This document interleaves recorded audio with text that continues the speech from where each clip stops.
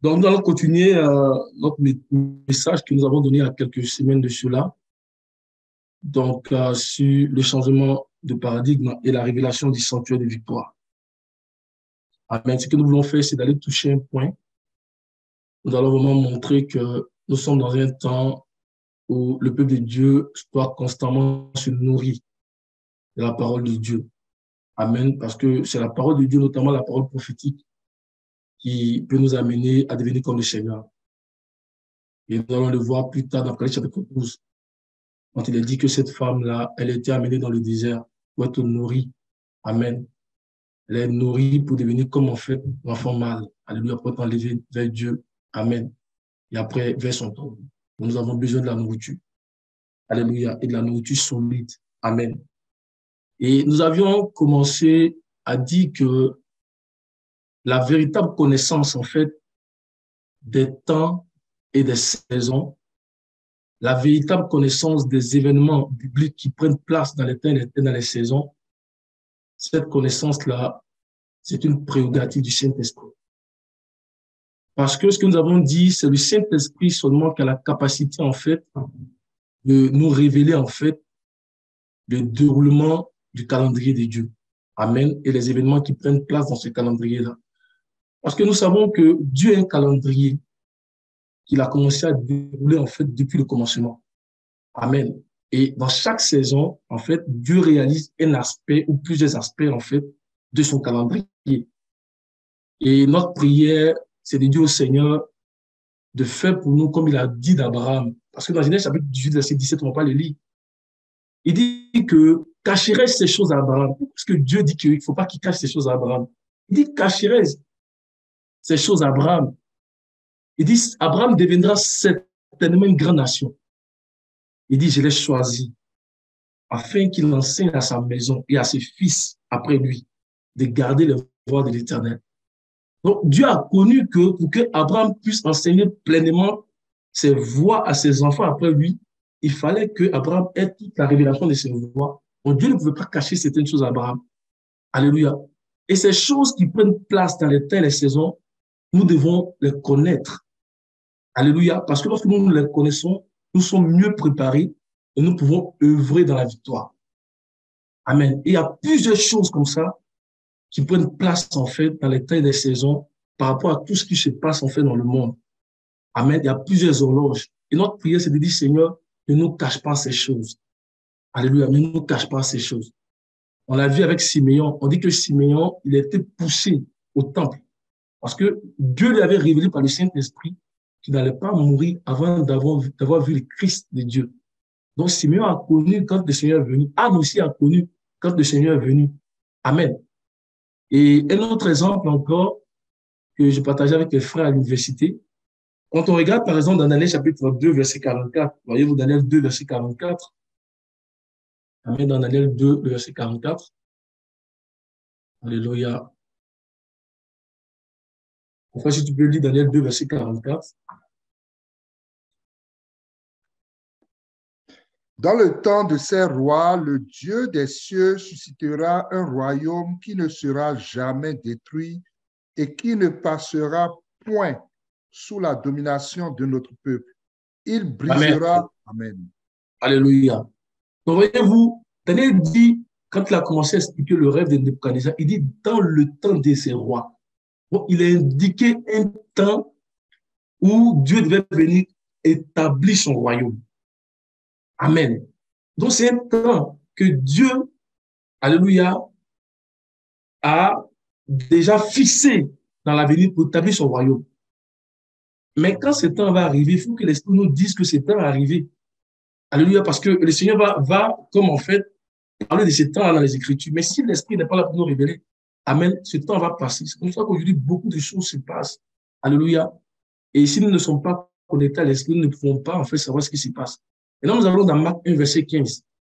Marc 1, verset 15. Donc, pour connecter ce qui est dit ici, là, à Marc 1, verset 15. Marc chapitre 1, le verset 15. Le temps est accompli et le royaume de Dieu est proche. Amen. Vas-y, continue. Termine, mon frère, s'il te plaît. Répondez-vous et croyez à la bonne nouvelle.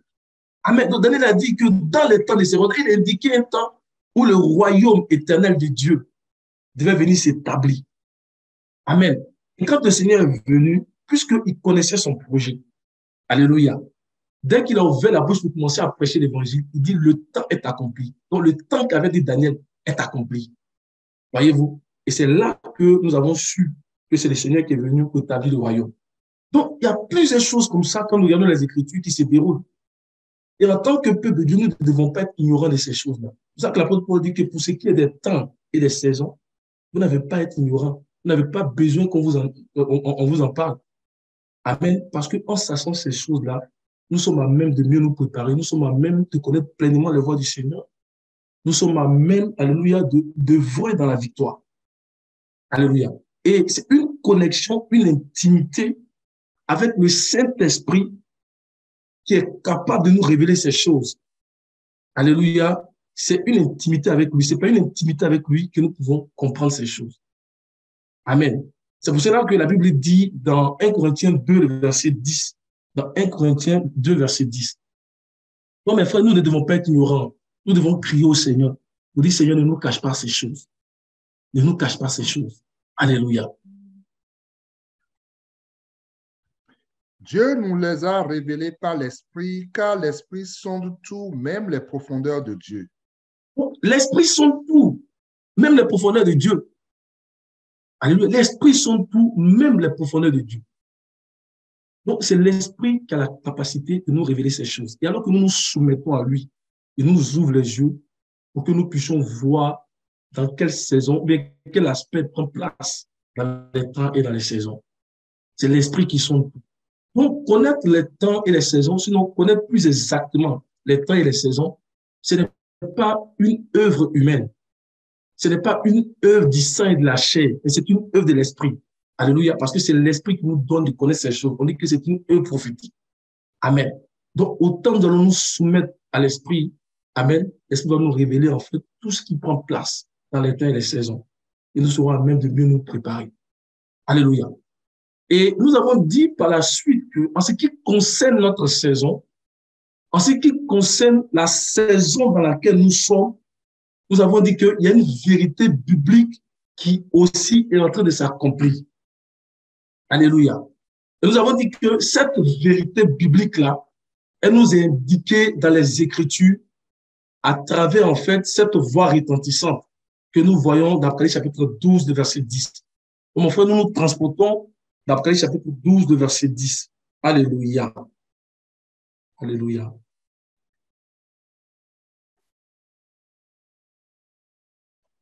Et j'entendis dans le ciel une voix forte qui disait, maintenant le salut est arrivé et la puissance et le règne de notre Dieu et l'autorité de son Christ, car il a été précipité l'accusateur de nos frères, celui qui les accusait devant notre Dieu jour et nuit. Moi, si tu peux cliquer sur le mot fort, la voix forte, mais forte, sur forte, en fait, qu'est-ce que ça veut dire?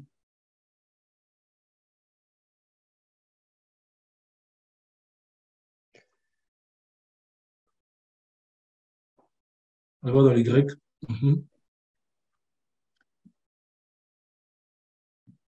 Grand, de la forme extérieure ou de l'apparence des choses ou des personnes. Amen.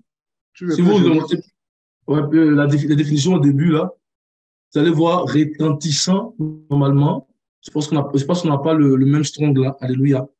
Dans ma version ici, dans le strong que j'ai, en fait, c'est retentissant. Alléluia, c'est violent. Amen. Donc, il y a une voix retentissante. Cette voix-là, c'est une trompette. Amen. On dit qu'elle est dans le ciel de l'église victorieuse. C'est une trompette qui retentit.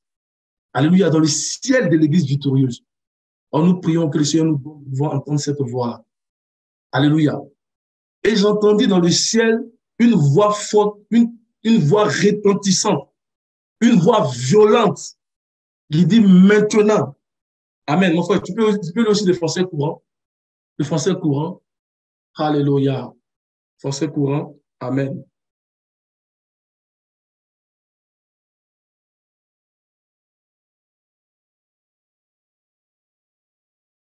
Oh, que le Seigneur ouvre les yeux de nos cœurs, que le Seigneur ouvre nos yeux, qu'il pèse nos oreilles, que nous puissions entendre ces choses qui se passent dans le ciel de l'Église victorieuse.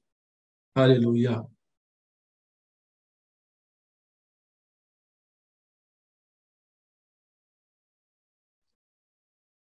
Puis j'entendis une voix forte dans le ciel qui disait, maintenant le temps du salut est arrivé. Maintenant, le temps du salut est arrivé. Alléluia. Nous savons que ce salut-là, c'est le salut final. Maintenant, il est possible au peuple de Dieu de rentrer dans le salut final. Il est possible au peuple de Dieu de rentrer dans sotéria. Alléluia. Il est possible au peuple de Dieu d'accéder à la dernière rédemption. Amen. Le salut est arrivé et la puissance et la dynamis. Alléluia. Et le règne de notre Dieu, la Basilia, et l'autorité de son Christ est arrivée. Alléluia. Maintenant. Donc, cette voix-là, c'est une proclamation. Mais c'est en même temps aussi une invitation, comme on a dit, en fait, qui est adressée à chacun de nous, qui est adressée à tout croyant, qui peut entendre cette voix-là. Amen. Et tous ceux qui entendent cette voix-là et qui croient à la proclamation qui est dit ici, là, ils sont aussi enlevés vers Dieu pour expérimenter, c'est-à-dire cette offre-là qui est attachée à cette voix-là.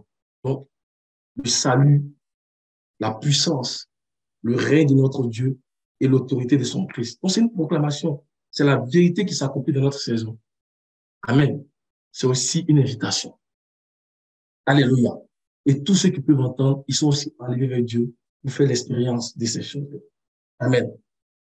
Et nous avons dit que l'arrangement, ça veut dire la disposition, si vous voulez, la sagesse que Dieu a mis en place pour permettre à ceux qui entendent cette voix-là d'expérimenter l'offre qui est attachée à cette voix-là. Donc, l'offre qui contient en fait ces 4 éléments que nous voyons ici, là. Le salut, la puissance, le règne de notre Dieu et l'autorité de son Christ. Amen. Donc, tous ceux-là qui entendent cette offre-là, l'arrangement que Dieu a mis en place pour leur donner de pouvoir expérimenter ça, c'est que Dieu lui-même les enlève. On a dit les amène ça dans le sanctuaire de victoire. Amen. Donc, il les met dans le sanctuaire de victoire. Il les met dans une atmosphère de puissance, dans une atmosphère de paix, une atmosphère qui va favoriser leur croissance. Alléluia. Donc, il les enlève pour les amener dans le sanctuaire de victoire. Amen. Dans cette atmosphère. Et le sanctuaire de victoire, on va le voir dans la suite, en fait, mais nous est décrit dans le psaume 91. Alléluia. C'est une atmosphère de puissance, c'est une atmosphère de force, de paix. Amen. Et la pensée principale du psaume 91, c'est de dire que lorsqu'il y aura des tribulations, c'est de dire que en temps de grandes calamités, en temps d'événements désastreux qui vont frapper les nations, qui vont frapper les sociétés tout entières, excusez-moi, en temps d'événements vraiment désastreux qui vont frapper les pays tout entiers, la pensée du psaume 91, c'est que Dieu nous promet un refuge. Amen. Qu'il y aura toujours un refuge de son peuple parce que lui-même, il sera le refuge de son peuple. Ça, c'est la pensée du psaume 91. Mais il faut lire le psaume 91. Alléluia. C'est l'environnement du sanctuaire de victoire. C'est un environnement de paix au-dessus de la précarité de la vie, au-dessus de toute intempérie. Amen. Le psaume 91. Alléluia. Celui qui demeure sous l'abri du Très-Haut repose à l'ombre du Tout-Puissant. Je dis à l'Éternel, mon refuge et ma forteresse, mon Dieu en qui je me confie. Car c'est lui qui te délivre du filet de l'oiseleur, de la peste et de ses ravages. Il te couvrira de ses plumes et tu trouveras un refuge sous ses ailes. Sa fidélité est un bouclier et une cuirasse. Tu ne craindras ni les terreurs de la nuit, ni la flèche qui vole de jour, ni la peste qui marche dans les ténèbres, ni la contagion qui frappe en plein midi. Que 1000 tombent à ton côté et 10 000 à ta droite, tu ne seras pas atteint. De tes yeux seulement tu regarderas et tu verras la rétribution des méchants. Car tu es mon refuge, ô Éternel. Tu fais du Très-Haut ta retraite.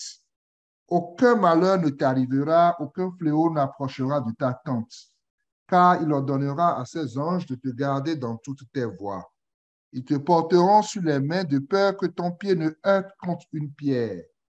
Tu marcheras sur le lion et sur l'aspic, tu fouleras le lionceau et le dragon. Puisqu'il m'aime, je le délivrerai, je le protégerai, puisqu'il connaît mon nom. Il m'invoquera et je lui répondrai. Je serai avec lui dans la détresse, je le délivrerai et je le glorifierai. Je le rassasierai de longs jours et je lui ferai voir mon salut. Amen.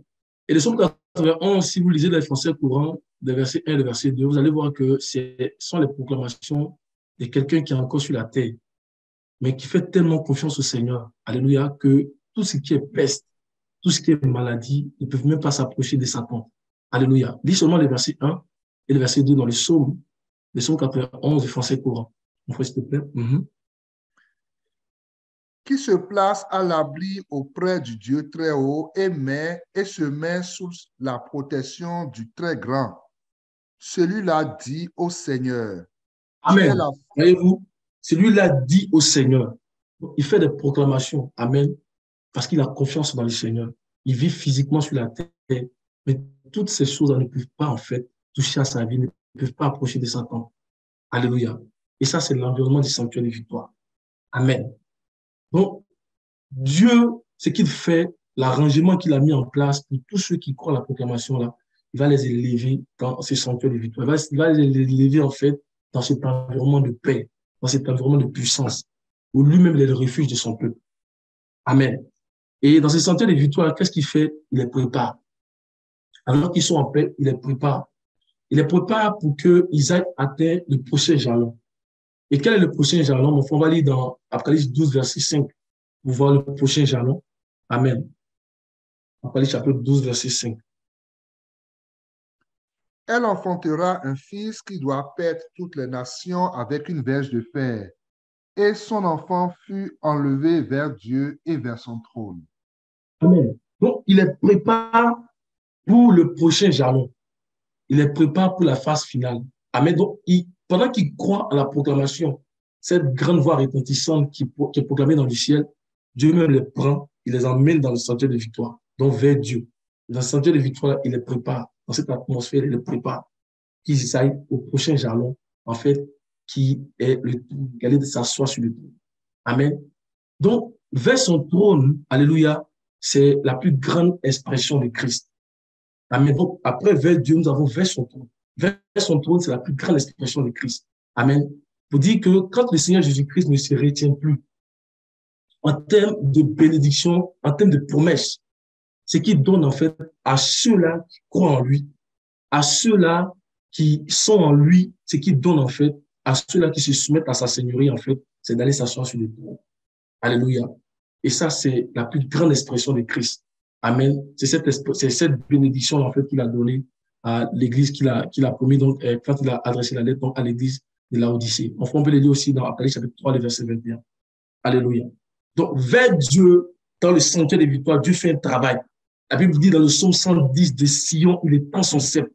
Amen. Pourquoi? Pour dominer. Donc, il fait un travail en nous. Il les prépare, il les lave, il les nourrit de la véritable parole. Alléluia. La parole qui concerne notre temps.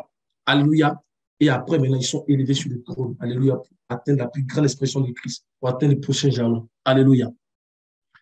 Vas-y, mon frère. Celui qui vaincra, je le ferai asseoir avec moi sur mon trône, comme moi j'ai vaincu et me suis assis avec mon Père sur son trône. Amen.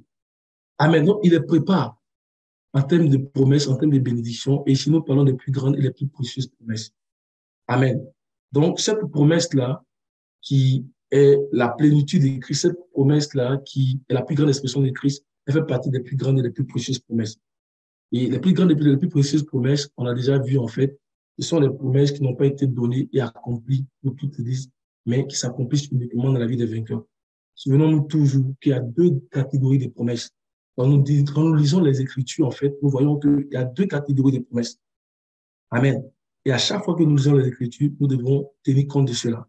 Nous avons dit qu'il y a des promesses qui ont été données et accomplies pour toute l'Église. Amen. Et ces promesses-là, quand nous lisons les Écritures, nous les reconnaissons très souvent par les pronoms nous, vous, le tu. Amen. Par exemple, lorsque le Seigneur Jean parle dans Jean chapitre 1, à partir du verset 12, il dit que à tous ceux qui l'ont reçu, à tous ceux qui croient en son nom, il leur a donné le pouvoir de devenir enfants de Dieu. Amen. Vous voyez, à tous ceux qui l'ont reçu. Donc ça, c'est une promesse qui est donnée et accomplie pour toute l'Église. C'est-à-dire que tout croyant qui vient au Seigneur et qui croit dans le Seigneur, qui met sa foi dans le Seigneur, amen, cette promesse-là est pour lui. Amen. Et comment le Seigneur fait de nous des enfants de Dieu? C'est Galates chapitre 4, verset 6. Dans Galates chapitre 4, verset 6, la Bible dit qu'il nous a donné son esprit qui crie Abba Père. On peut les lire les deux versets là pour montrer un exemple de promesses accomplies. Nous devons tenir compte parce que ces deux catégories de promesses sont liées aux deux types de rédemption, à la première rédemption et à la dernière rédemption. Amen. Donc, la première rédemption est liée aux promesses qui ont été données et accomplies pour toute l'Église. Mais ceux qui vont entrer dans la dernière rédemption, en fait, ils rentrent en fait dans les promesses qui n'ont pas été données à toute l'Église, mais qui s'accomplissent uniquement dans la vie des vainqueurs. Alléluia. Vas-y, mon frère, Galates chapitre 4, verset 6. Et parce que vous êtes fils, Dieu a envoyé dans vos cœurs l'esprit de son Fils, lequel crie Abba Père. Amen. Donc, quand le Seigneur dit, quand Jean, par exemple, dit que à tous ceux qui l'ont reçu, à tous ceux qui croient en son nom, il leur a donné le pouvoir de devenir enfants de Dieu. C'est pas l'esprit d'adoption, c'est pas la filiation, ça vient de l'esprit. Amen. C'est parce que nous avons reçu l'esprit de Dieu que nous sommes enfants de Dieu. Et ça, c'est pour toute l'Église. Amen. Quiconque reçoit la justification aujourd'hui, reçoit, alléluia, donc l'esprit de Dieu pour devenir donc enfant de Dieu. Amen. Et il y a plusieurs promesses comme ça que nous avons vues, qui sont des promesses et données et accomplies pour toute l'Église. Par exemple, la paix, c'est une promesse qui est donnée et accomplie pour toute l'Église. Le Seigneur dit, je vous donne ma paix, je vous laisse ma paix. Il y a le vous, il y a le nous. Amen. Par exemple, la sagesse, c'est une promesse qui est donnée et accomplie pour toute l'Église. L'apôtre Jacques dit, par exemple, que si quelqu'un manque de sagesse, qui demande à Dieu, donc n'importe quel croyant qui a été justifié, qui manque de sagesse, peut demander à Dieu et recevoir la sagesse. Alléluia. Par exemple, la justification, la première rédemption. Alléluia. Je vais dire en fait, comment on appelle ça, l'acceptation, le pardon des péchés, c'est pour toute l'Église. Amen. Les dons spirituels, c'est pour toute l'Église. Amen. Les dons des ministères, le Seigneur donne en fait aux membres de l'Église. Amen. Mais il y a des promesses qui n'ont pas été données à toute l'Église, mais qui s'accomplissent uniquement dans la vie des vainqueurs. Ce sont ces promesses-là qu'on appelle les plus grandes et les plus précieuses promesses. Et ce sont ces promesses-là très souvent qu'on trouve dans Apocalypse chapitre 2 et chapitre 3. Et ces promesses-là, quand nous les lisons, en fait, nous allons voir que les ministères écrits du Nouveau Testament lisent ces promesses-là avec le je ou le moi. Amen. Par exemple, dans 2 Timothée 4, le verset 7, Timothée 4, le verset 7. À partir du verset 6, on peut y aller à partir du verset 6. Amen.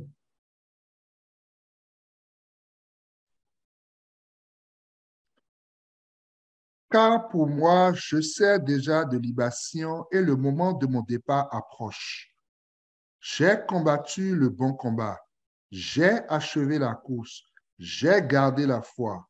Désormais, la couronne de justice m'est réservée. Le Seigneur, le juste juge, me la donnera dans ce jour-là, et non seulement à moi, mais encore à tous ceux qui auront aimé son avènement. Voyez-vous, ici, l'apôtre Paul, il est habitué à utiliser le nous, le vous, mais ici, il n'utilise plus le nous, le vous. Hein. Il dit j'ai.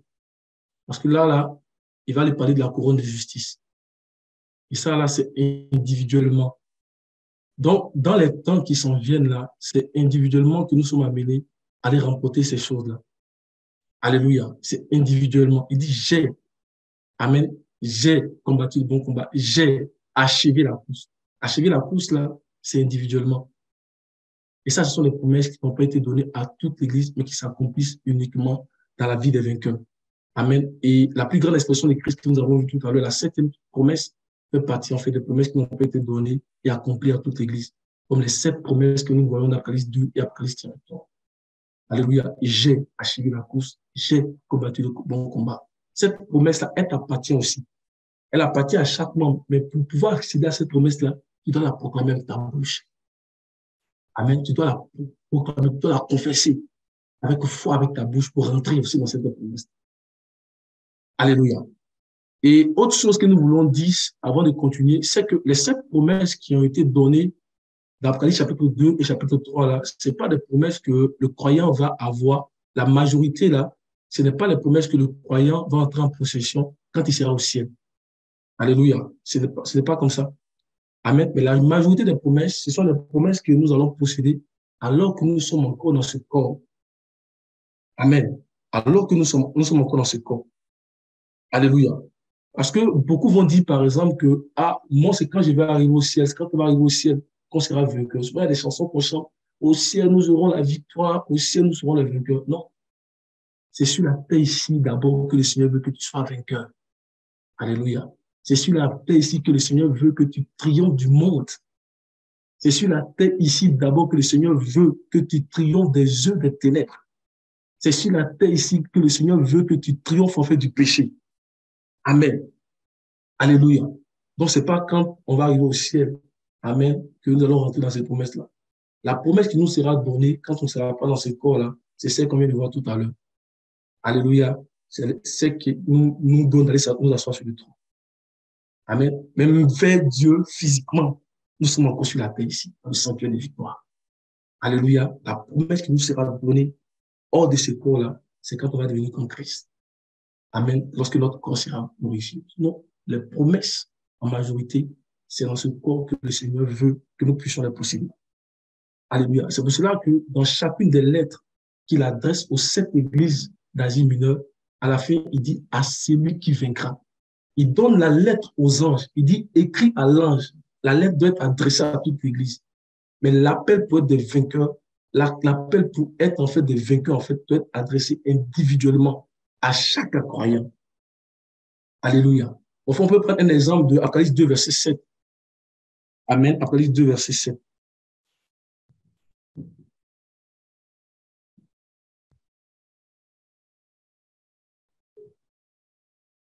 Apocalypse 2, verset 7.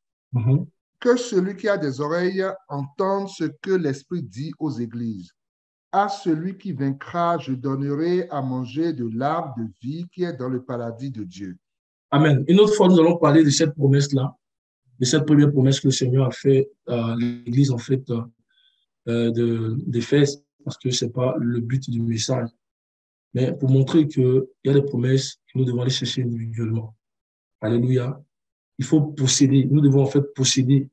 En fait, nous devons en fait être vainqueurs pour posséder en fait ces promesses-là. Amen. Et être vainqueur, c'est chaque fois, nous l'avons dit, à travers une vie de foi, à travers une vie de consécration, à travers une vie de soumission pour le Seigneur. Enfin, comme tu es dans le chapitre 2, tu peux aller sur le verset 26. Et cela doit se faire jusqu'à la fin. Amen. Le verset combien? Verset 26. 26. À celui qui vaincra et qui gardera jusqu'à la fin mes œuvres, je donnerai autorité sur les nations. Amen. Il dit qu'il gardera mes œuvres jusqu'à la fin. Amen. Le Seigneur nous appelle à être des vainqueurs jusqu'à la fin. Alléluia. Donc, c'est dans ce corps-là, mes frères, que nous sommes appelés à vaincre. En fait, les jalons, les 7 promesses que nous voyons ici sont en fait des jalons. Et ces jalons, en fait, sont attachés des défis que le Seigneur met devant nous. Et à chaque fois que nous remportons ces défis-là, le Seigneur nous fait passer un autre jalon, jusqu'à ce que nous puissions arriver à la promesse qu'il a donnée à l'Église, en fait, de Laodicée. D'aller s'asseoir sur le trône, donc de devenir comme Christ lui-même. Alléluia. Et mon frère, nous allons aller lire dans Jean chapitre 16, verset 33, pour montrer que le Seigneur lui-même, là, c'est dans son corps, dans sa chair, là, qu'il a vaincu. Et c'est parce qu'il a vaincu qu'il a été élevé dans la gloire. Donc, ne restons pas, en fait, comme les gens disent là, au ciel, nous serons vaincus. Non, la victoire, c'est ici. La majorité des promesses, c'est ici. La majorité des couronnes, c'est ici que nous devons les posséder. Alléluia. Pour que le Seigneur lui-même nous introduise dans la vie éternelle. Amen. Donc, Jean 16, verset 33. Je vous ai dit ces choses afin que vous ayez la paix en moi. Vous aurez des tribulations dans le monde, mais prenez courage, j'ai vaincu le monde. Amen. Il dit, prenez courage parce que moi-même, là, j'ai vaincu le monde. Quand le Seigneur dit ça, en fait, ce n'est pas, en fait, je vais dire qu'elle était glorifiée, qu'il a vaincu. Hein. Il dit, moi-même, j'ai vaincu le monde. Alléluia. Il a vaincu le monde dans son corps sur la croix. Il a vaincu le monde. Donc, la tête a vaincu le monde en étant dans ce corps. Vous comprenez que le corps lui-même doit vaincre aussi. Le corps doit être victorieux, le corps doit triompher, alors que nous sommes encore dans ce corps. Alléluia. Mais gloire au Seigneur, ce n'est pas par notre propre force que nous arrivons à être des vainqueurs. Mais c'est à travers les choses que le Seigneur met à notre disposition. C'est à travers ce que le Seigneur met en nous que nous devenons des vainqueurs. Alléluia. Deux choses qu'il a données à l'Église pour être des vainqueurs, sa parole et son esprit. Alléluia. Parce que nous avons l'Esprit de Dieu en nous qui crie Abba Père pour triompher du monde. Alléluia. Parce que nous sommes nés de la parole de Dieu, la parole incorruptible. Nous pouvons aussi devenir incorruptibles. Alléluia. Nous pouvons triompher et devenir incorruptibles. Amen. Donc, ce sont les choses que Dieu met en nous qui nous donnent d'être des vainqueurs. Parce que nous-mêmes ne pouvons pas nous amener à la perfection. Mais si nous nous soumettons au Seigneur, les choses qu'il nous donne là, Amen, sont, je vais dire, nécessaires, sinon sont déjà disponibles pour être des vainqueurs. Comme sa divine puissance nous a donné tout ce qui concourt à la vie et à la piété. Amen. Donc nous devenons vainqueurs avec les choses que le Seigneur a mis en nous. Amen. Il nous a donné sa nature parce que lui-même l'a déjà triomphé avec cette nature-là. Alléluia. Nous allons lire cela aussi dans 1 Jean 3, le verset 9. Amen. Donc Dieu t'a fait naître de la parole. Dieu t'a fait naître de sa nature parce qu'il sait qu'avec sa nature, tu peux triompher. Amen. Il sait qu'avec sa parole, tu es né de la parole, tu peux triompher. Amen. Donc, les choses que Dieu nous donne là, nous pouvons triompher avec ça parce que ces choses-là ont déjà fait les preuves. Amen. 1 Jean 9, 1 Jean 3, le verset 9. Vas-y, mon frère. Quiconque est né de Dieu ne pratique pas le péché parce que la semence de Dieu demeure en lui. Et il ne peut pécher parce qu'il est né de Dieu. Amen. Je pense on peut aller chapitre 5, chapitre 5 plutôt. Je pense qu'il dit triomphe du monde, là, à partir du verset 4, vas-y voir.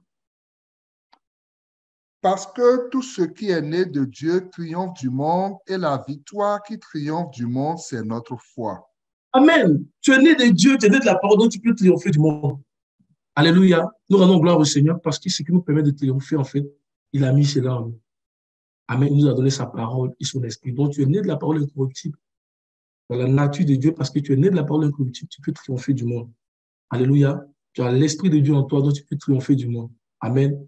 Et Seigneur veut faire de nous des vainqueurs, frères et sœurs. Nous devons seulement nous appuyer sur sa parole. On dit c'est notre foi. Alléluia, c'est notre foi. La victoire qui triomphe du monde, c'est notre foi. Autant nous avons la foi dans la parole de Dieu, nous serons plus que vainqueurs sur le monde. Alléluia. Donc, mon frère, on va les lire après chapitre 12. Donc, j'ai ouvert une grande parenthèse donc, pour voir l'arrangement que Dieu a mis en place et nous allons continuer.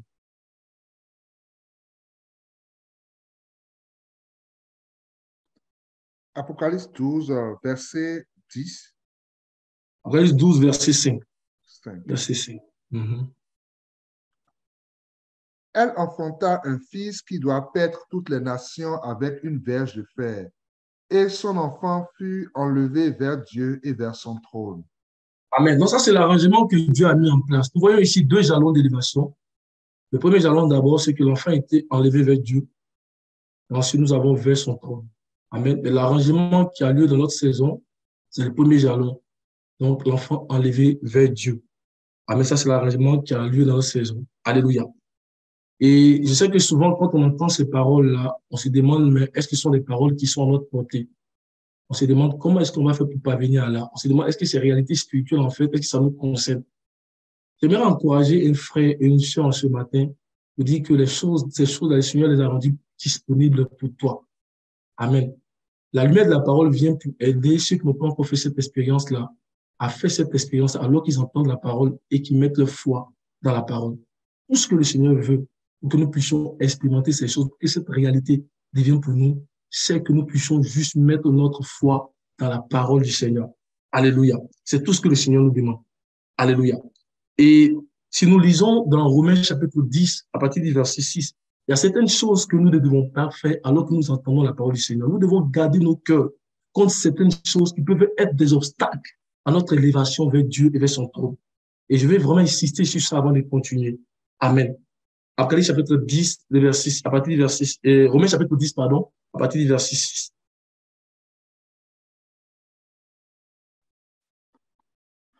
Mais voici comment parle la justice qui vient de la foi.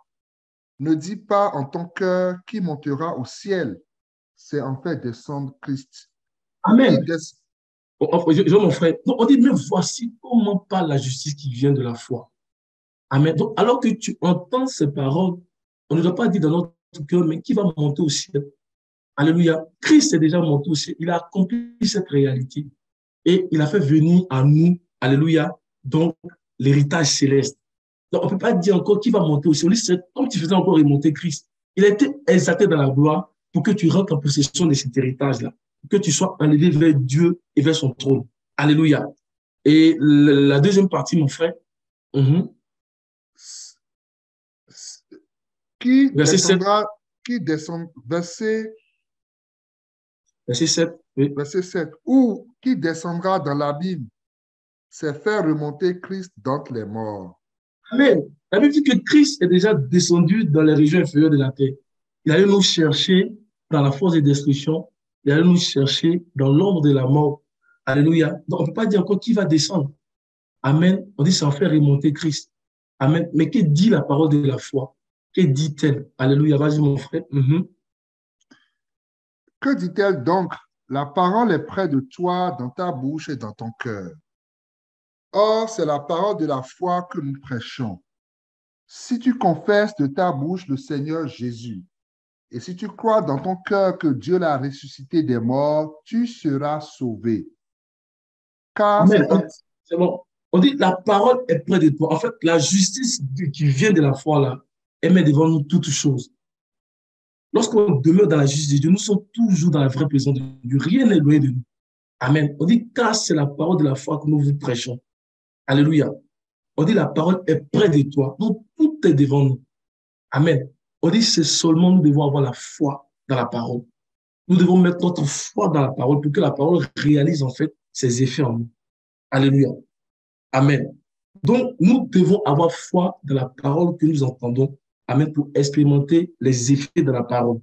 Alléluia. Parce que nous possédons réellement les promesses de la parole lorsque nous acceptons que ces promesses sont pour nous. Si tu n'acceptes pas que les promesses que tu entends sont pour toi, tu ne peux pas les expérimenter. Donc, c'est par la foi, alléluia, dans la parole que l'on entend. Amen. C'est par cette foi-là qu'on peut posséder ces choses-là. J'entends et j'accepte que ce que j'entends est pour moi. Si le Seigneur dit, par exemple, que j'envoie ma parole pour vous guérir, j'entends et j'accepte que la parole du Seigneur me guérit. Et alors qu'elle vit en moi, j'ai la guérison. Amen. On dit qu'elle est près de toi. Elle est dans ta bouche, elle est dans ton cœur.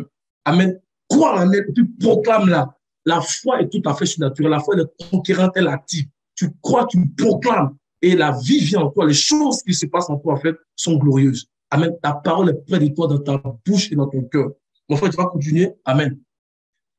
Car c'est en croyant du cœur qu'on parvient à la justice, et c'est en confessant de la bouche qu'on parvient au salut, selon ce que dit l'Écriture. Quiconque croit en lui ne sera point confus. Amen. Donc, c'est en croyant dans ce que la parole donne comme promesse que tu possèdes ces promesses-là. C'est en acceptant que ces promesses sont pour toi que le Seigneur te lève progressivement pour posséder ces promesses-là. Par exemple, dans Éphésiens 2, verset 6, quand la parole du Seigneur dit qu'il nous a ressuscités avec Christ et nous a fait asseoir avec lui dans les lieux célestes, amen, tu ne dois pas dire, mais moi, je ne sens pas que je suis assis dans les lieux célestes. Amen. Enfin, on va le dire. Tu ne dois pas dire ça parce que ce n'est pas un sentiment charnel. Alléluia. Vas-y, mon frère, tu peux dire ça, Éphésiens 2, verset 6. Il nous a ressuscités ensemble et nous a fait asseoir ensemble dans les lieux célestes en Jésus-Christ. Amen. Donc, quand on entend cette parole, on dit, nous sommes assis avec Christ dans le ciel. Donc, tu dois pas dire, mais moi, je ne sens pas ça. Le Seigneur, dans les jours de sa chair, il était dans les jours de sa chair, et puis il disait, le Fils de l'homme qui est dans le ciel. Amen. Donc, ce n'est pas un sentiment charnel. Tu dois croire pour dire, je suis assis avec Christ dans le ciel. Et alors que tu crois en ça, le Seigneur lui-même va te lever dans le sanctuaire des victoires. Et dans ce sanctuaire des victoires, va te préparer pour atteindre, après le chapitre 15, verset 1, qui nous parle d'un corps de personnes qui arrivent à la gloire. Donc, tu dois accepter la parole pour dire, je suis assis avec Christ dans le ciel. Je suis assis avec Christ dans le sanctuaire des victoires. Et alors que tu crois en ça, la parole se réalise en toi. Alléluia. Et comment est-ce que tu es assis avec Christ? Parce que quand Christ est mort, tu es mort avec lui. Alléluia. Quand Christ est ressuscité, tu es ressuscité avec lui. Quand Christ a été élevé dans la gloire, tu es aussi élevé dans la gloire avec lui. Amen. Et le premier aspect qui montre que quand Christ est mort, tu es mort avec lui, c'est Colossiens 2, le verset 12. Colossiens 2, verset 12. Alléluia. Donc, accepte la parole. Toutes les promesses qui viennent à toi, accepte-les. Alléluia. Si le Seigneur dit que tu vas ressusciter, tu acceptes la résurrection. Amen. Si le Seigneur dit que si tu crois, tu ne passeras pas au jugement, tu acceptes cela. Alléluia. Et la parole va commencer. Accepte la parole telle que tu l'attends. Accepte la parole telle qu'elle vient à toi. Alléluia. Et la parole se réalise dans ta vie. Car c'est un croyant du cœur, comme Pavel a dit, c'est un confessant. Tu crois, tu confesses. Et la parole fait ses effets dans ta vie. Alléluia. Colossiens 2, verset 12. Ayant été ensevelis avec lui par le baptême, vous êtes aussi ressuscités en lui et avec lui par la foi en la puissance de Dieu qui l'a ressuscité des morts. Donc, j'ai la foi en la puissance de Dieu qui l'a ressuscité des morts.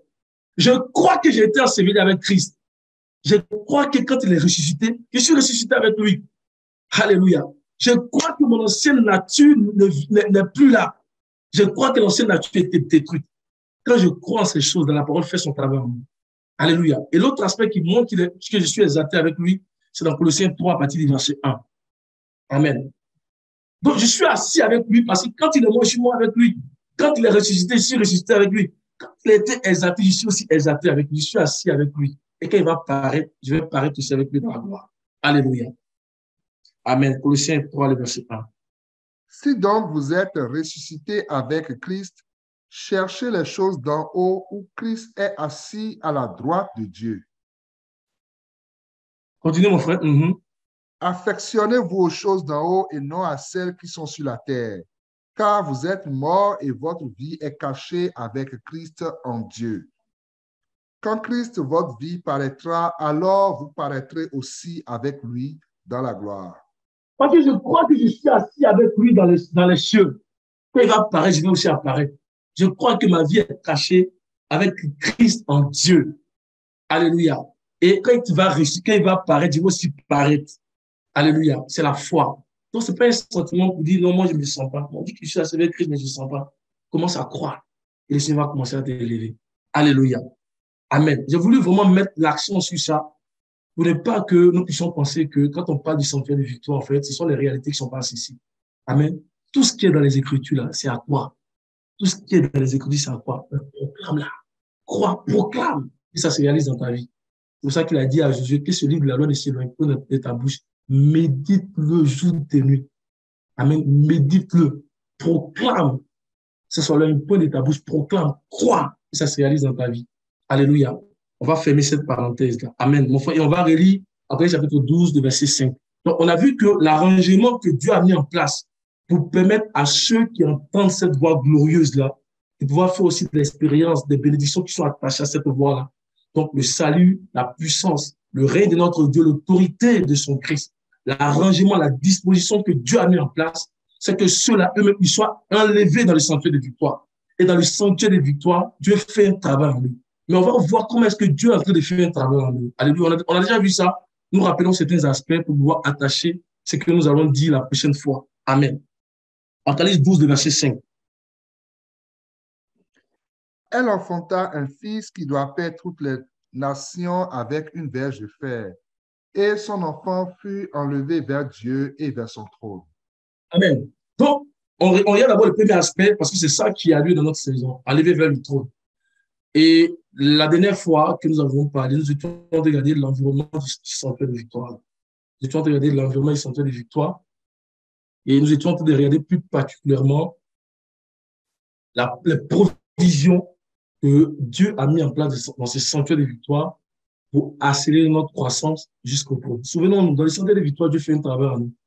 Alléluia. Il fait un travail en nous parce que il veut étendre son sceptre. Il fait un travail en nous. Il y a des provisions qui sont dans le sanctuaire de victoire. Alléluia. Que Dieu utilise pour accélérer le travail en nous. Amen.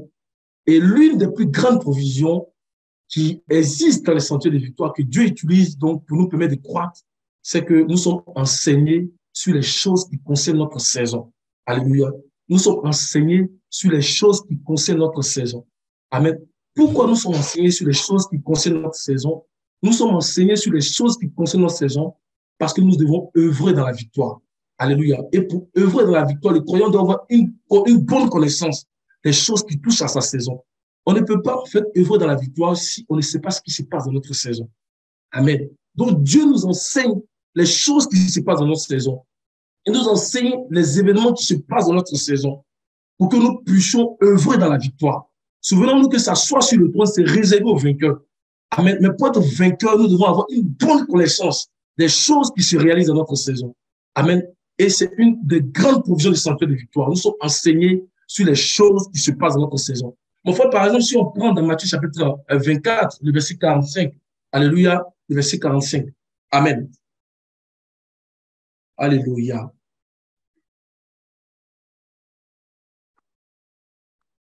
Matthieu 24, verset 45. Mm-hmm. Quel est donc le serviteur fidèle et prudent que son maître a établi sur ses gens pour leur donner la nourriture au temps convenable? Amen. Alléluia. Continue le verset 46, mon frère. Mm-hmm. Heureux ce serviteur que son maître à son arrivée trouvera faisant ainsi. Je vous le dis en vérité, il établira sur tous ses biens. Mais si c'est un méchant... C'est bon, mon frère. Amen. Donc, quel est le serviteur fidèle et prudent que son maître a établi sur ses gens pour leur donner la nourriture du temps? Est-ce que vous comprenez? Pour leur donner la nourriture du temps. Non, le serviteur fidèle et prudent, il a la nourriture du temps. Vous comprenez? Il a la nourriture du temps. Amen. Il comprend les choses qui se passent dans sa saison. Amen. Parce que la compréhension des choses qui se passent dans sa saison, comme je l'ai dit, en fait, nous aide à mieux nous préparer et nous aide à œuvrer dans la victoire. Donc, on ne peut pas être ignorant des choses qui se passent dans notre saison et penser qu'on peut œuvrer dans la victoire. C'est pas possible.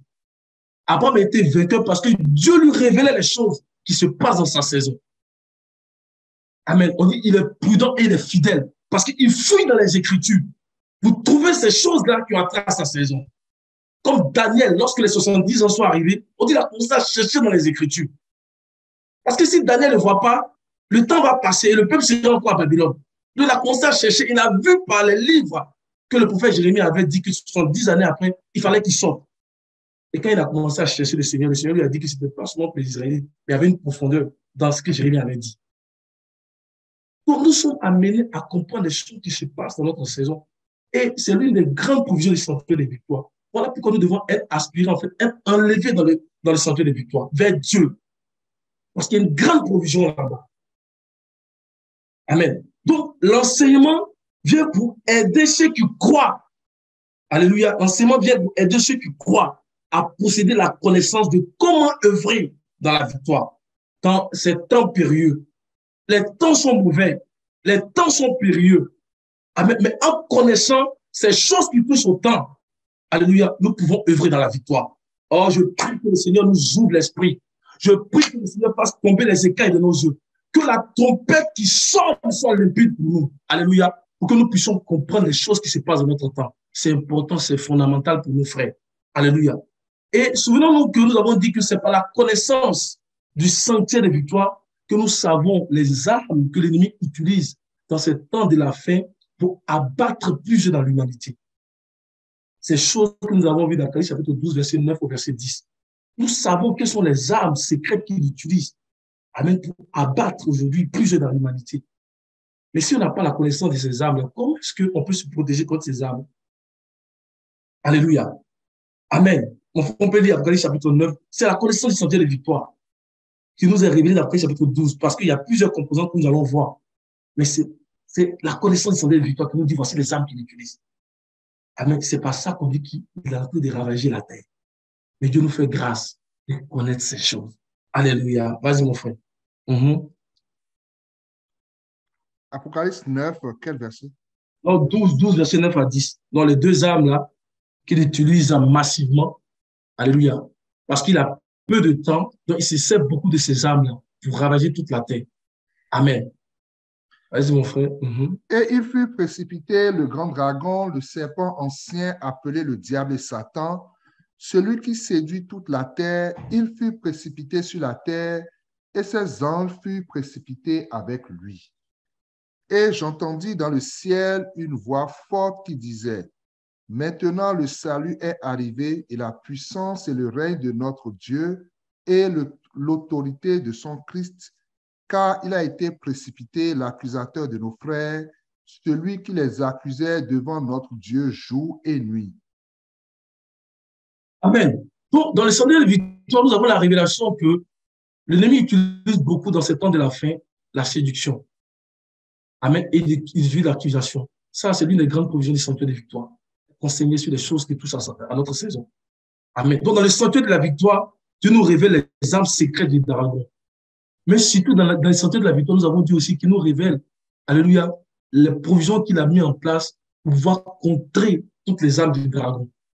Amen. Et à travers les provisions que Dieu a mis en place, nous voyons qu'il y a non seulement des armes défensives, mais aussi des armes, alléluia, offensives. Alléluia. Et en ce qui concerne les armes défensives, nous avons vu deux armes particulièrement qui viennent en opposition aux deux armes ici utilisées en fait par l'ennemi. Alléluia. Et mon frère, tu vas relire encore Apocalypse 9, 10 et nous allons nous transporter encore dans 1 Thessaloniciens chapitre 5, le verset 6 au verset 8. Alléluia. Donc, si nous n'avons pas la révélation de ces choses-là, l'ennemi va nous atteindre par ces armes. Mais gloire au Seigneur. Alléluia. Et il y a beaucoup de choses comme ça, beaucoup de provisions qui sont dans le sanctuaire de victoire. C'est pour ça que nous devons aspirer à dire, Seigneur, enlève-nous dans le sanctuaire de victoire. Fais-nous vivre les réalités du sanctuaire de victoire. Parce que quand tu es là-bas, l'ennemi ne peut pas te toucher. Réjouissez-vous, cieux, et vous qui êtes dans les cieux, parce que vous avez toute la provision. Alléluia. Mais malheur à la terre. Alléluia. Que le Seigneur enlève chacun de nous dans le sanctuaire de la victoire. Amen. Après le chapitre 12, le verset 9 au verset 10, et on va aller dans 1 Thessaloniciens, chapitre 5, les versets, on va dire verset 8 au verset 10. On va que le temps est peu avancé. Amen. Et il fut précipité le grand dragon, le serpent ancien appelé le diable et Satan, celui qui séduit toute la terre. Il fut précipité sur la terre et ses anges furent précipités avec lui. Et j'entendis dans le ciel une voix forte qui disait, « Maintenant le salut est arrivé et la puissance et le règne de notre Dieu et l'autorité de son Christ. Car il a été précipité, l'accusateur de nos frères, celui qui les accusait devant notre Dieu jour et nuit. » Nous revenons sur ces armes-là parce que le temps n'est pas encore passé. Tant que nous sommes encore dans la saison où l'ennemi est en train d'utiliser ces armes-là pour abattre massivement, nous allons parler de ces armes-là et reparler de ces armes-là.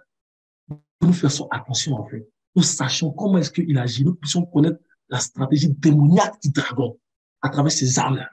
Nous allons en parler, reparler parce que nous sommes dans la saison. Alléluia. Et même plusieurs chrétiens qui ont la connaissance aujourd'hui là sont en train d'être atteints encore par ces armes. Alléluia. Que Dieu nous aide. Amen. Et mon frère, on va aller donc dans 1 Thessaloniciens pour voir les provisions les grandes provisions que Dieu a mis en place pour pouvoir confondre, sinon pour détruire l'accusation et pour détruire la séduction. 1 Thessaloniciens chapitre 5, à partir 6 au verset 8. Ne dormons donc point comme les autres, mais veillons et soyons sobres. Car ceux qui dorment, dorment la nuit, et ceux qui s'enivrent, s'enivrent la nuit. Mais nous qui sommes du jour, soyons sobres, ayant revêtu la cuirasse de la foi et de la charité, et ayant pour casque l'espérance du salut. Amen. Alléluia. Donc, il attaque par la séduction et il attaque par l'accusation. Donc, l'accusation, on dit qu'il accuse devant Dieu. Donc, Dieu qui est dans notre cœur, étant le temple, c'est là qu'il nous accuse. Amen. Donc, le Seigneur nous donne ces deux armes défensives. Ce sont des armes défensives. Alléluia. Donc, il parle d'abord de la cuirasse de la foi et de la charité, donc, qui vient pour protéger nos cœurs. Alléluia, contre les accusations. Parce que le diable, il est audacieux. Il dit, c'est jour et nuit. Le chrétien, il est puis chaque jour, il a fusil, il a des pensées. Il y a certains mecs qui n'arrivent pas à dormir à cause de ces pensées. Le diable est audacieux. Mais non, c'est l'une des plus grandes provisions que le Seigneur nous donne. La cuirasse de la foi en la parole de Dieu. Alléluia. Et de la charité. Alléluia. Pour pouvoir combattre. Amen. Donc, combattre cette arme d'accusation avec la foi en Dieu. La foi dans sa parole. Comme le Seigneur l'a fait quand il était poussé dans le désert. Il a combattu. Mais ce n'est pas fini. On dit que l'ennemi est parti pour venir encore le tenter un temps favorable. Mais nous devons résister à travers la cuirasse de la foi et de la charité. Il est parlé aussi du casque de l'espérance du salut. Donc, pour protéger nos pensées. En fait, le casque de l'espérance du salut, Il vient nous donner en fait une sagesse supérieure à la sagesse démoniaque. Parce que la sédition, on a dit, en fait, se manifeste par la sagesse démoniaque. La sagesse démoniaque, c'est elle qui s'oppose à ce que Dieu dit, comme il a fait pour Adam. Dieu dit, tu mourras. Il a dit à Adam, mais vous ne mourrez pas. Maintenant que Dieu dit que tu ne vas pas mourir, tu vas vivre éternellement si tu manges de ce pain, il vient dire que tu vas mourir.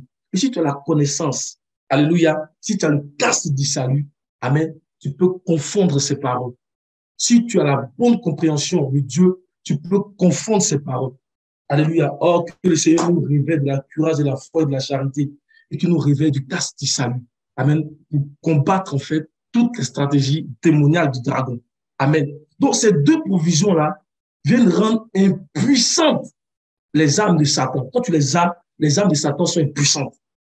Et parce que les armes de Satan sont impuissantes, tu es dans un environnement de paix. Tu es dans un environnement de puissance où tu peux croître maintenant pour atteindre le trône. Alléluia. Où tu peux croître pour atteindre le trône. Amen. Et le verset 9 nous dit pourquoi est-ce que Dieu nous a donné ces armes-là. Thessaloniciens 5, verset 9. Amen. Car Dieu ne nous a pas destinés à la colère, mais à l'acquisition du salut par notre Seigneur Jésus-Christ. Voyez-vous, le verset 8 est attaché au verset 9. Il dit, mais nous qui sommes du jour, soyons sobres, ayant revêtu la cuirasse de la foi et de la charité, et ayant pour casque l'espérance du salut. Et il dit maintenant, pourquoi est-ce que Dieu nous a donné cela? Car Dieu ne nous a pas destiné à la colère. Amen. Il ne nous a pas destiné pour que le diable puisse nous atteindre. Il ne nous a pas destiné pour que le diable, malgré ses armes qu'il utilise pour ravager le monde, ne peut pas nous atteindre avec ces armes-là. Car Dieu ne nous a pas destiné à la colère. Ceux qui ne sont pas destinés à la colère, Dieu leur donne ces armes. Amen. Pour les garder en paix. Amen. Mais on dit à l'acquisition du salut par notre Seigneur Jésus-Christ. Alléluia. À l'acquisition du salut par notre Seigneur Jésus-Christ. Amen. Et je pense qu'aussi, il y a un passage dans Philippiens chapitre 6, le chapitre 4, verset 6 au verset 7. Amen. Autant notre cœur et autant nos pensées sont protégées, nous sommes dans un environnement de paix. Comme Salomon, il était dans un environnement de paix. Et c'est pour ça qu'il a pu bâtir la maison du Seigneur. Alléluia. Nous sommes capables d'évoluer pour parvenir au trône. Alléluia. Philippiens chapitre 4, verset 6 au verset 7. Ne vous inquiétez de rien, mais en toutes choses, faites connaître vos besoins à Dieu par des prières, des supplications avec des actions de grâce. Et la paix de Dieu qui surpasse toute intelligence gardera vos cœurs et vos pensées en Jésus-Christ. On dit qu'est-ce qui est gardé? C'est quoi? Nos quoi? Cœur. Nos cœurs et nos pensées. Amen. Mais ce que Paul est en train de dire en arrière, en fait, c'est à cause, comment on appelle ça, de la cuirasse de la charité, la foi de la charité. Et c'est à cause de l'espérance du salut que nos cœurs et nos pensées sont gardés. Amen. L'ennemi ne peut pas atteindre mes pensées. Alléluia. Parce que j'ai une sagesse supérieure par l'évangile.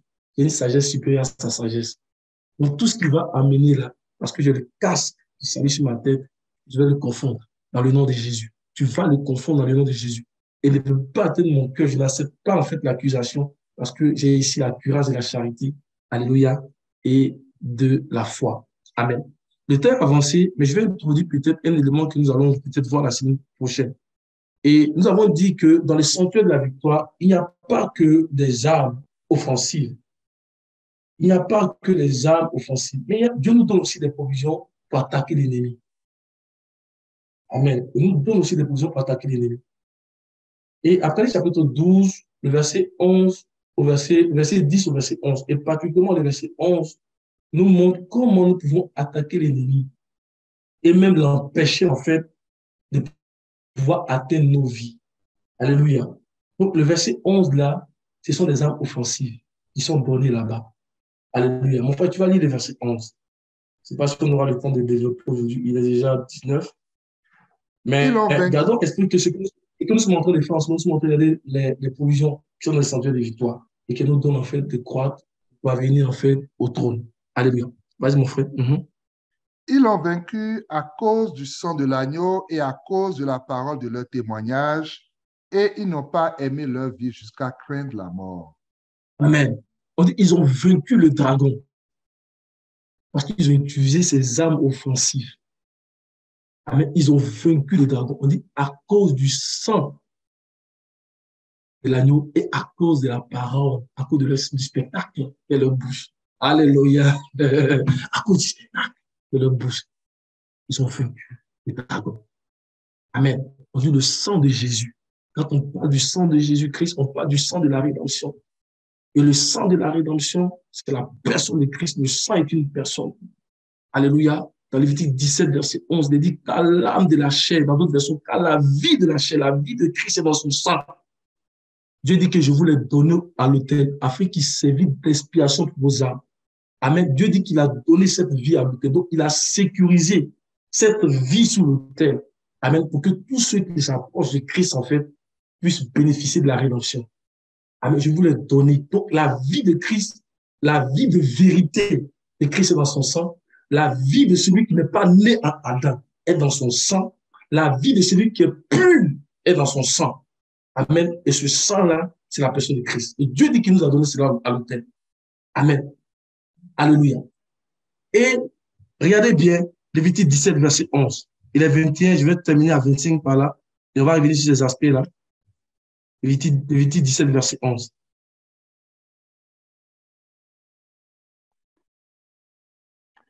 Car l'âme de la chair est dans le sang. Je vous l'ai donné sur l'autel afin qu'il servît d'expiation pour vos âmes, car c'est par l'âme que le sang fait l'expiation. Amen. En fait, tu peux cliquer sur l'âme là dans le grec. S'il te plaît.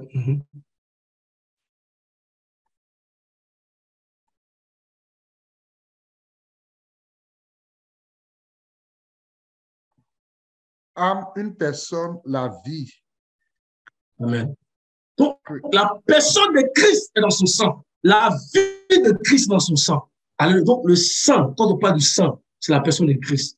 Alléluia. Le sang ne peut pas couler depuis 2000 ans. Et puis, ça va continuer à couler. C'est la personne de Christ. La vie de vérité de Christ est dans son sang. Nous devons comprendre l'importance du sang de Jésus-Christ. Alléluia. Amen. Et après, on dit, ils ont vaincu à cause du sang. Mais on dit aussi à cause de la parole de leur témoignage. Alléluia. Quand on parle de la parole de notre témoignage, on parle du témoignage qui fait référence au sang. Parce que souvent, que les deux sont liés, on ne peut pas les dissocier. On dit, ils ont vécu à cause du sang de l'agneau, mais à cause de la parole de leur témoignage. Non, le témoignage qui fait référence au sang. Alléluia. Donc, le témoignage de Christ en référence à ce qu'il a accompli pour l'humanité, en fait, sur la croix de Golgotha, en tant que l'agneau de Dieu qui vient, en fait, pour délivrer nos âmes. Alléluia. Donc, des griffes du dragon. Amen. Donc, le témoignage de Jésus-Christ, ils ont vécu à cause du sang et à cause de la parole de leur témoignage. Le témoignage ici, c'est une expression du sang de l'agneau. C'est une expression de la vie. Et cette expression a été rendue disponible par l'évangile. Pour dire que lorsque nous proclamons, lorsque nous témoignons de Christ, par la proclamation de l'évangile, nous sommes en train de participer à l'expression du sang de Jésus-Christ. Amen. Lorsque nous témoignons par l'évangile, alléluia de Jésus-Christ, nous sommes en train de diffuser la vie de Christ. Et ça, c'est une âme très puissante contre le dragon. Alléluia. Maintenant, comment est-ce qu'on peut comprendre que ces âmes-là sont des âmes offensives? On peut comprendre que ces âmes-là sont des âmes offensives parce que Apocalypse 12, le verset 11, mais il faut écouter bien. Apocalypse 12, verset 11, là, qui parle du sang de l'agneau et de la parole de notre témoignage, là, ça tire son pouvoir. Ça tire son pouvoir de ce que le Seigneur a accompli dans Jean 19, verset 30. Enfin, c'est là qu'on va terminer. Apocalypse 12, verset 11, qui est une âme offensive. Parce que les vérités de Dieu, frère, quand tu les connais là, c'est comme des âmes dans tes mains. Les vérités bibliques, là, quand tu les connais, c'est comme des âmes dans tes mains.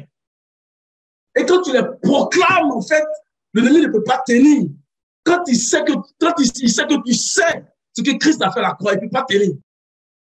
Quand tu as la bonne connaissance des vérités bibliques et tu les proclames avec foi, ça fait comme une épée à double tranchant.